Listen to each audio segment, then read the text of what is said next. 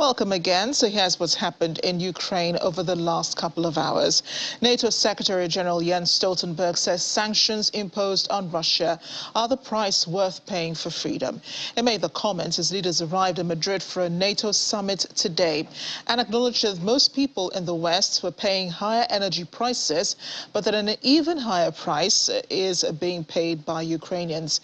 Meanwhile, Russia's Foreign Minister Sergei Lavrov says the more weapons Western countries supply to Ukraine, the longer the conflict will last. He also echoed claims by the Defense Ministry regarding Monday's attack in Kremenchuk that its forces were targeting weapons near the center, which was not in use. The UN Security Council will be meeting today to discuss attacks on civilians in Kremenchuk. A U.S. ambassador to the UN, Linda Thomas-Greenfield, has described the attack as absolutely sickening and that the UN must continue to hold Russia accountable. French President Emmanuel Macron says the attack in Kremenchuk is a war crime. And finally, the Kremlin says Russia will end its offensive in Ukraine as soon as Kyiv surrenders, calling on Ukrainian authorities to order their troops to lay down arms. Government spokesperson Dmitry Peskov is quoted as saying the Ukrainian side can stop everything before the end of today. We'll show you in a minute a drone shot of the attack on the shopping mall in Kremenchuk just hours after the incident. Firefighters and soldiers still searching for survivors in the rubble. There were approximately 1,000 people inside the shopping mall when 2 Russian missiles slammed into the mall. 18 people died in the attack. 24 others were sent to hospital where they're still receiving treatment. President Volodymyr Zelensky, in an overnight address, called the attack deliberate, saying it was a calculated Russian strike exactly onto the shopping center. Russia denies intentionally targeted civilians in its special military operation in Ukraine, which has destroyed cities, killed thousands of people, and driven millions from their homes. And as can be imagined, the attack on Kremenchuk shocked the residents in the city, which had until yesterday never been affected, well, directly by the Russian invasion. Those who survived the attack have been speaking about the experience. Many speak about trying to save loved ones and walking on glass. One respondent says there were about 100 customers in the shop at a time. A shopping mall is in a busy part of town. Approximately 36,000 people live within a 2-kilometer radius. It had a food court. It also had a number of stores that sold a range of goods from clothes to jewelry. Let's bring in the VOA's Anna Chernnikova. She joins me now from Kyiv. Anna, great to see you. And people still shocked about the attack in Kremenchuk. It's a place that had really not been hit by the Russian invasion until now, am I right? Good evening. Yes, you're absolutely right. People here in Ukraine also shocked, and because it was just, a horrible terroristic act. And we know about a lot of victims already. Yeah, and let's talk about, the deliberateness, of the attack. It hit a shopping mall, and the Ukrainian president believes this was just Russia being inhumane, a war crime. The condemnation continues, for the Russian military forces and what has happened. But Russia claims it was targeting, a weapons depot close to the area. Do you have any idea, if there were even soldiers or Ukrainian forces in the area at all? No, it was not, and it was no depot as it is. So it was just a shopping mall, a nice park zone with nice, some nature area, and a big kids playground, which was very popular with the civilians. As we hear from the civilians of Kremenchuk, a lot of children every weekend are spending time there, and every evening as well. So it was a very, normal city, let's say a city center, city mall, very popular with the civilians, and it was no military base. It was no, nothing like that. So no soldiers, nothing. It was a very precise target by Russians because we know about 2 missiles, and Really, it's really hard to believe that two missiles, and it was missiles from the bombardment planes, aircraft. So it's really difficult to imagine that it was not a target and it was, an accident. It looks like it was a precise target, and it was a shopping mall, nothing else. You know, it contrasts with what's happening in the rest of Ukraine, where we have seen lots of rubble, buildings destroyed, almost unrecognizable when you put them side by side at the before pictures, of the before the Russian invasion, and you're looking at them now. Kremenchuk just seems like, one of those untouched places in Ukraine. And now that it's been hit by Russian missiles, how are the people reacting to this? I know we had some of them who said, they were shocked about it. Some tried to save loved ones. We've seen pictures of them putting flowers, close to the site where the attack happened. But in general, what's the feeling like today in Ukraine? I think that the feeling is in Kremenchuk today is similar to the feeling of those who stay now in Lviv, in Ivano-Frankivsk, which is west, in Kyiv as well, because people are trying to get back to normal despite, this, of course, terrible environment, because war is happening and war, unfortunately, is affecting every region of Ukraine. But still, as you can imagine, people who live in the east, they feel this war, in their everyday life much closer and much more than people in Kyiv and Lviv or in Kremenchuk, for instance. Yes. So people just reminded again that the war is going on, and the war is very close. It doesn't matter if you are located in the east, in the west, in the north, or in the south, or in the central part of Ukraine. Unfortunately, Russian forces are intensifying their attacks, especially missile attacks, and they use more and more aircraft for missile launches, and they use, wider territory for as a target. And unfortunately, as we can see for the past couple of days, civilian areas and residential buildings are the target. So people just, are reminded again that war is very close, and government is reminding people again as well that everyone should be very careful with air raid sirens and should be attentive when air raid siren is on.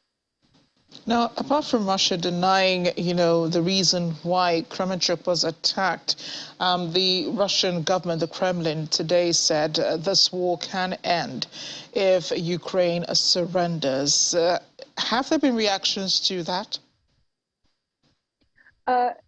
We don't have official reaction yet. I guess it should come in the evening. I think it will come. But I can say that it is internal reaction, of course. And Ukraine already stated this, and Ukrainian government as well stated this for a lot of times already, that Ukraine will not surrender, and it's not an option, because this is probably what Russia wants, and this is probably why Russia started this war, because they thought that Ukraine would surrender in 2 days, but Ukraine has already proven that for almost 4 months now that the war is going on, that Ukraine doesn't have a plan to surrender, because this is not, this is no future then for Ukraine.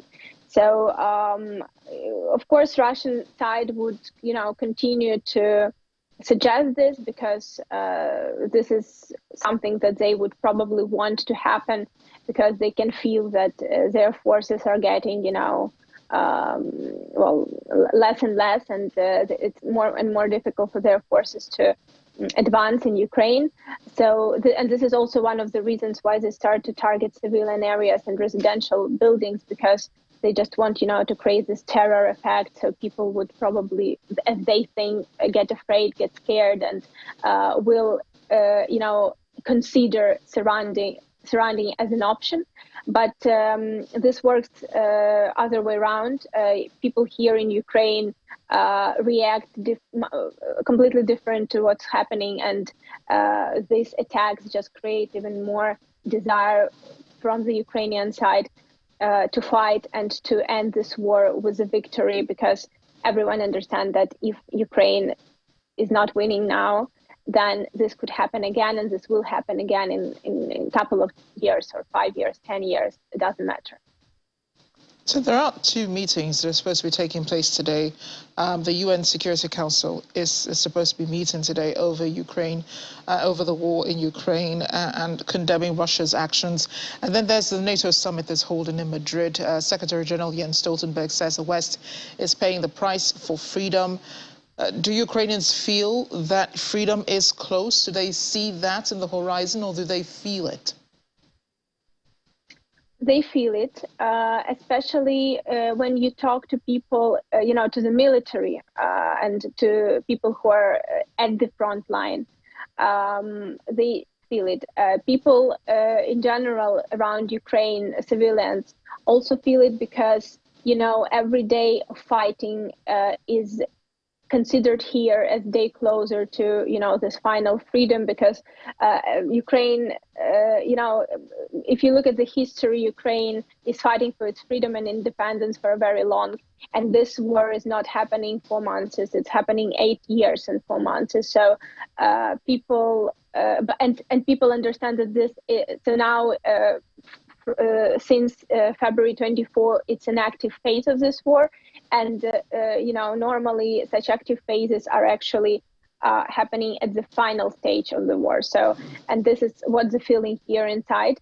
And definitely, with every person, either civilian or military, who died after Russian attack, this feeling of getting peace is getting closer. And I should say that, people just don't consider any other option. Well, they have nowhere else to go except to go forward, isn't it? How do Ukrainians feel, about the war and how long it's gone on? This is its 4th month, you rightly pointed out. And, according to the NATO Secretary General a few weeks ago, this war could continue until the end of the year. Yeah, Ukraine also has this feeling that it will be a long war, and at least until the end of the year, it will go on. Today, Ukraine, not probably celebrates, but marks the Day of Constitution. And this is also very symbolic to talk about this today, because, a part of this of our constitution is the Ukrainian constitution is the territorial lines and territorial rights, which are in the constitution. So for Ukraine, of course, this war should end with total, with total constitutional rights back, and territorial in particular. So people just getting ready for long-term fighting. But again, when we talk about long-term, of course, it's no desire to get it to a couple of years or 5 years or 10 years. Of course, everyone hopes that this would happen soon, but there is belief that it's not going to end until the end of the year, and people are getting ready. Both emotionally and physically, and people here also believe that with more weapons coming from the West, and we also see that this long distance, long range weapons are just coming now. So everyone are expecting that this would change the situation at the front line, and by the end of the year, Ukraine should have enough of amount of this weapon, at least in this point of time. So this is a kind of expectation here. Anna, I appreciate your reporting. Stay safe in Kyiv, and do keep your hopes up. Thank you. I mentioned the NATO summit earlier. Finnish President Sauli Niinisto says it's difficult to predict the outcome of negotiations with Turkey ahead of a meeting with President Recep Erdogan in Madrid. He says he is neither optimistic nor pessimistic, as leaders of Finland and Sweden will be in the Spanish capital for the summit.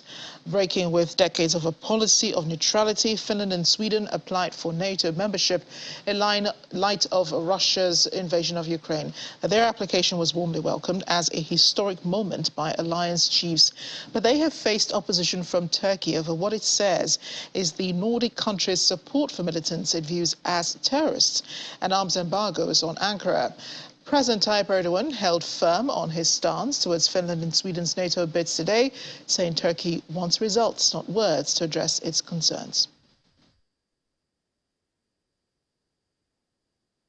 I'm not optimistic, I'm not pessimistic. I just want to have a very open, clear, straightforward going discussion with him. And it's good that we have a possibility to do that. Let's see what we can achieve. But it is quite difficult to predict the results.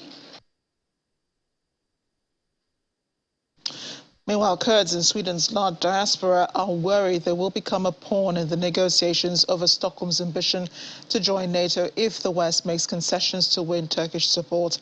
Sweden, alongside Finland, applied for the NATO membership in response to Russia's invasion of Ukraine, with their bids warmly welcomed. But they faced opposition from Turkey, which we have mentioned and emphasized severally on this program, which has been angered by what it says is the support for Kurdish militants and arms controls in Ankara over 2019 incursion into Syria.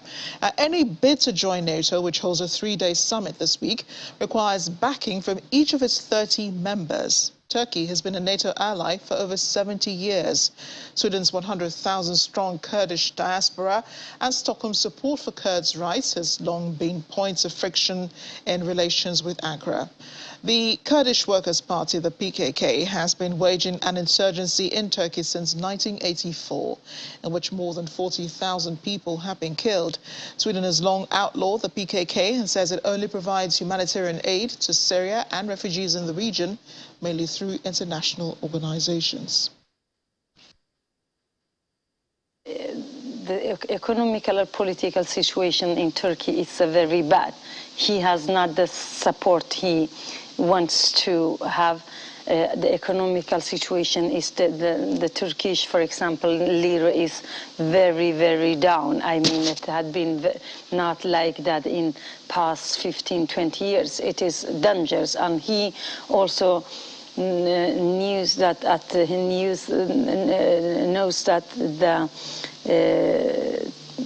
EU and Biden and many countries, they are not agree with him. And that is why he used Sweden, he used the Kurds, he used the refugees to come home to the war, to be hacked of Biden and the United States.